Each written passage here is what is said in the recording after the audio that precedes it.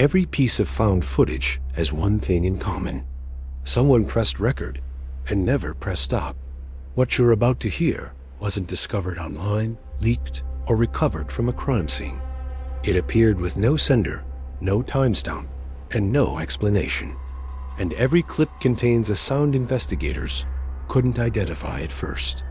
A whisper, not spoken to the camera, spoken from somewhere behind time itself. The footage arrived in pieces, mini DV tapes, old SD cards, corrupted phone backups, security camera drives mailed in padded envelopes with no return address.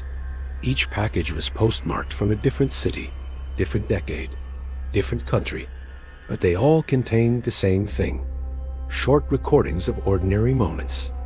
A family birthday, a night drive home, an empty hallway, a child recording their bedroom. At first glance, nothing seemed wrong, until analysts started isolating the audio. The first was a VHS recording dated 1996. It is a static-filled home video of a couple watching television late at night.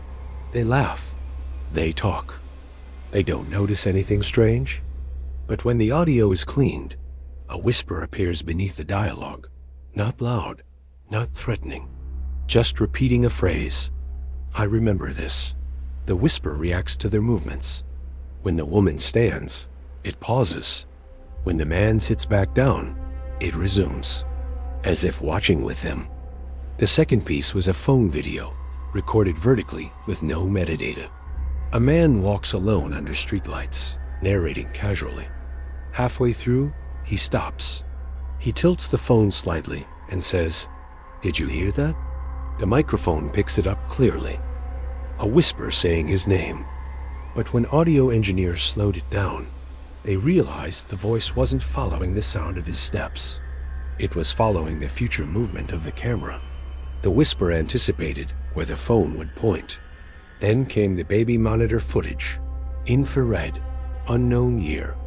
A crib, a sleeping child. Just white noise. At first, nothing. Then the whisper begins. Soft, close. It doesn't speak words. It hums. When the child rolls over, the humming stops, then resumes, from a slightly different angle, as if repositioning. Next, CCTV from a building that no longer exists. A woman stands alone in an elevator, staring at her phone. The whisper is faint, almost buried. But when she looks up suddenly, the whisper cuts off mid-sound. The doors open. She steps out. The whisper resumes, but now it sounds farther away, as if the thing whispering didn't leave the elevator with her. An unlisted file was recovered from a corrupted hard drive. It shows a dark room, no visible subject. The camera is recording nothing, but the audio is crystal clear. A whisper says, "You're standing where it happened." Then another voice responds, a human voice, terrified, saying, "What happened?" The whisper replies, "You did." When analysts lined up the recordings chronologically, something impossible appeared. The whispers weren't just reacting to events, they were remembering them. In several clips, the whisper says things before they happen. A laugh, moments before someone laughs. A door closing, just before it shuts. A scream seconds before it occurs. The conclusion was horrifying. These weren't recordings of events being watched. They were recordings of events being revisited, as if something was replaying moments it had already experienced. The most disturbing file was never released publicly. It was from a stationary camera facing a bedroom door. A man sits on the bed, speaking softly. He says, "I know you're there." Silence. Then the whisper answers, not through the speaker, through the microphone. It says, "You forgot us." The man begins to cry. He asks, "What do you want?" The whisper responds, "To be remembered correctly." The camera shakes. The footage ends. The man was never identified. The final clip arrived last. A short recording, low resolution, a modern phone. The camera faces a mirror.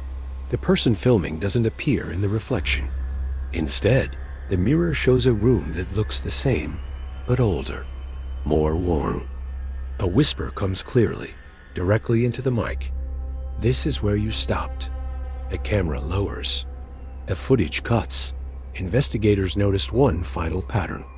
Every whisper matches the voice profile of someone associated with the footage. A deceased relative, a missing person, an erased identity. Not ghosts, not recordings, memories that no longer had owners. The whispers weren't trying to scare anyone. They were trying to anchor themselves. Because memories don't die when people disappear. They linger. And sometimes, they learn how to speak. If you ever find an old video you don't remember recording, if the audio sounds wrong, if you hear something breathing softly beneath your own voice, do not clean it up. Do not enhance it. Do not listen twice. Because some memories aren't meant to be replayed. They're meant to stay forgotten. And the ones that whisper are the ones that don't want to be alone anymore. Thanks for watching. Subscribe for more strange stories from the archives.